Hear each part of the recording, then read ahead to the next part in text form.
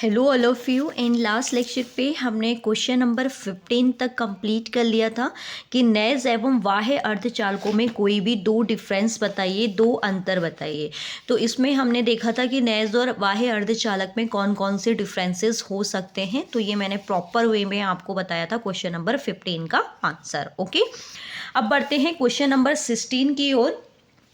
Question number 16 में आपसे कहा गया है कि स्थिर वैद्युतिकी के लिए गाउस का नियम लिखिए तथा इस नियम की सहायता से एक समान आवेशित पतला खोलीय खोल के कारण बाह्य बिंदु पर वैद्युत क्षेत्र निकालिए।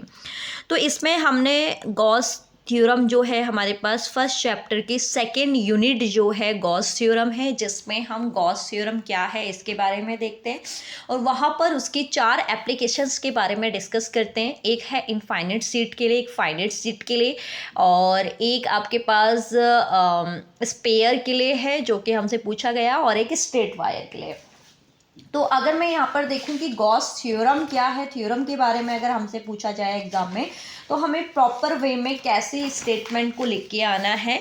तो ये रहेगा आपके पास स्टेटमेंट। इसमें आप क्या कहेंगे, क्या लिखा है कि किसी बंद पृष्ठ से होकर गुजरने वाला वैद्युत फ्लक्स फाई ई, ठीक है, जो फ्लक्स आपका किसी भी पॉइंट से पास होगा तो उस पृष्ठ द्वारा परिबद्ध कुल नेट आवेश का कितना टाइम्स होता है, 1/ε0 टाइम होता है।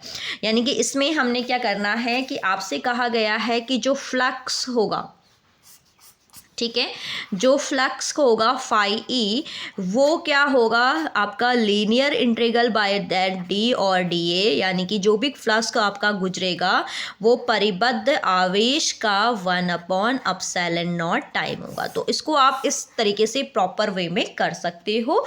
तो ये मैंने यहाँ पर स्टेटमेंट के साथ आपके पास ये फॉर्मूला भी लिखा है, फाई ई इक्वल्स टू आपके पास E dot D A and Q over ε0। तो प्रॉपर वे में इसका एक नंबर में डेफिनेशन और आपके पास ये फॉर्मूला हो गया। इतना आपने लिख के आना है, किसी बंद पृष्ठ से होकर गुजरने वाला जो वैद्युत फ्लक्स होगा परिबद्ध आवेश का 1/ε0 टाइम होगा, और उसके बाद ये आपका फॉर्मूला और इसको बॉक्स में फिल। हाँ, फिजिक्स में आपने एक चीज़ ये याद रखनी है कि जो भी आप डेरिवेशन करें तो उसका जो लास्ट एक्सपेंशन आता है उसे आप इस ऐसे करके बॉक्स में फिल करके आए वहाँ पर, ठीक है। तो डेफिनेशन हमारी क्लियर हो गई, क्योंकि 2 स्टेप में क्वेश्चन है तो यहाँ पर हमारे गाउस का नियम, तो यहाँ तक आपकी डेफिनेशन कंप्लीट हो गई है। अब आपको किसके लिए प्रूफ करना है, आपको एक गोलीय खोखले गोले के लिए करना है, ठीक है।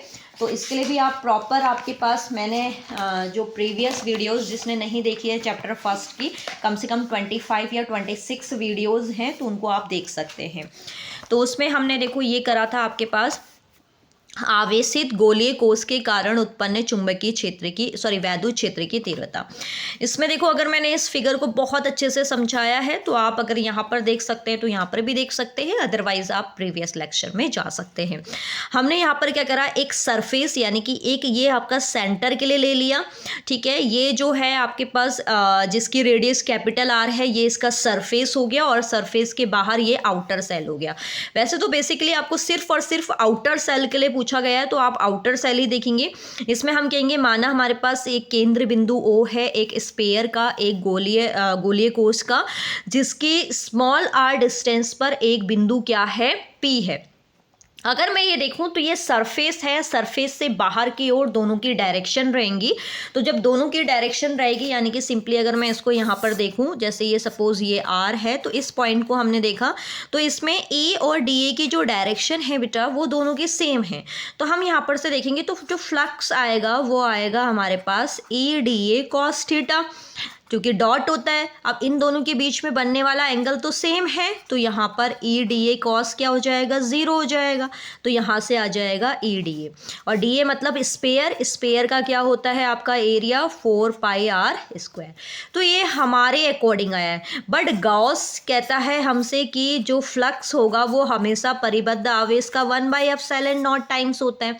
तो ये भी फ्लक्स है, ये भी फ्लक्स है, दोनों को हम क्या करेंगे, इक्वल रख देंगे। Then E into 4πr² equal में आ जाएगा 1/ε into Q, and then E की वैल्यू आपके पास क्या आ जाएगी, 1/4πε Q/r²। तो आउटर पॉइंट्स पे जो इंटेंसिटी ऑफ इलेक्ट्रिक फील्ड आएगा वो आएगा 1/4πε Q/r²। तो आई होप आपको ये वाला प्रूफ समझ में आया होगा।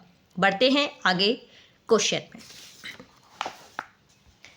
नेक्स्ट हमसे क्या कहा गया है, अगर मैं नेक्स्ट पे फोकस करूं तो नेक्स्ट क्वेश्चन में आपसे इसी का देखो अथवा क्वेश्चन है, ठीक है, ऑप्शनल क्वेश्चन है। What is the current density, धारा घनत्व किसे कहते हैं।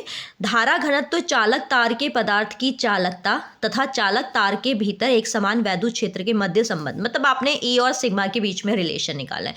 तो ये क्वेश्चन का आंसर भी 2 स्टेप में है, यानी कि 1.5 मार्क्स में इसको आपने डेंसिटी को क्लियर करेंगे आप, और सॉरी धारा घनत्व तो ये 1 मार्क्स में डेफिनेशन हो गई और इसका प्रूफ हो गया आपके पास 2 मार्क्स में।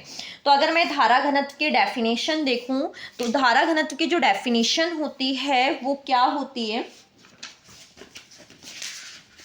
एक मिनट, हाँ बेटा मैं एक सिंपली पेज ले लेती हूँ, ये है, ठीक है। तो धारा घनत्व की अगर मैं डेफिनेशन देखूं तो हमने पढ़ा है देन जे जो होता है करंट डेंसिटी I/A। अगर मैं करंट डेंसिटी को देखूं, जैसे हमारे पास क्या है, एक ये वायर का पूरा सर्कल है, अगर मैं यहाँ पर, और इसका एक कॉर्नर ये हो गया, अगर मैं यहाँ से करंट फ्लो कराऊं या इलेक्ट्रिक फील्ड को जनरेट करूँ तो मुझे यहाँ पर भी इलेक्ट्रिक फील्ड, तो ये जो ये होता है ये पूरा एक करंट डेंसिटी की तरह बिहेव करेगा। तो देन करंट डेंसिटी क्या होती है, पर एरिया पे जितना भी करंट फ्लो होता है उसी को हम क्या बोल देते हैं, करंट डेंसिटी। J=I/A, प्रति एकांक क्षेत्रफल पर के अभिलंबवत गुजरने वाली धारा को ही हम क्या कहते हैं, धारा घनत्व कहते हैं। क्लियर है।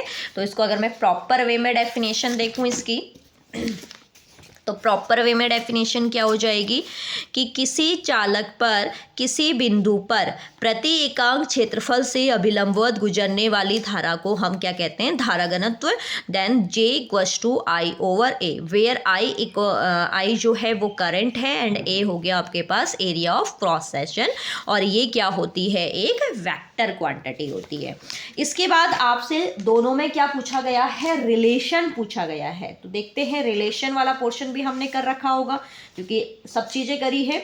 तो रिलेशन हमारे पास क्या हो जाएगा, अगर मैं इसके रिलेशन की बात करूं तो रिलेशन क्या क्या आता है आपके पास, करंट डेंसिटी, और आप स्पेसिफिक कंडक्टेंस भी बोल सकते हैं क्योंकि इसमें आपने स्पेसिफिक कंडक्टेंस नहीं दिया है क्वेश्चन में, इलेक्ट्रिक फील्ड दिया है। तो इसके एक्सपेंशन में इलेक्ट्रिक फील्ड भी आता है, इसको मैं आपको करके भी दिखा दूंगी। और वैसे हमारे पास अगर मैं देखूं, चलो मैं करके ही दिखा देती हूँ यहाँ पर इसको। यहाँ पर हमारे पास क्या होता है, हमने पढ़ा है कि जो P होता है, ठीक है ना, जो हमारा स्पेसिफिक रेजिस्टेंस होता है वो देन E/J के इक्वल होता है। फिर इसमें हम क्या करते हैं कि हमने E को पढ़ा है कि E जो होता है वो V/L होता है। क्लियर। और जो J होता है वो I/A होता है। क्लियर हो गया। अब हम इसके फॉर्मूले के अकॉर्डिंग अगर मैं चलूँ तो हमारे पास क्या होता है, ये रो है, सॉरी ये रो है, ठीक है। तो हमने पढ़ रखा है कि जो करंट डेंसिटी के बेस में अगर स्पेसिफिक कंडक्टेंस लो तो ये जो होती है विशिष्ट चालकता, ये चालकता का क्या होती है, आपका व्युत अनुक्रमानुपाती होती है, यानी कि सिग्मा बराबर हमने पढ़ा है जो विशिष्ट चालकता होती है वो चालकता के व्युत अनुक्रमानुपाती होती है। तो यहाँ से हम रो की जगह वैल्यू को पुट करते हैं तो सिग्मा = 1/रो की वैल्यू है E/J, क्या है E/J। तो इस स्टेप को आप सॉल्व करेंगे तो J अप में जाएगा और ये डाउन पे रहेगा, देन ये हो जाएगा J/E। तो यहाँ से हमारे पास क्या एक्सपेंशन बनेगा कि जो J है वो किसके बराबर है, सिग्मा E के। तो आपसे यही पूछा था कि जो धारा घनत्व है और जो E है इन दोनों के बीच में क्या रिलेशन होता है।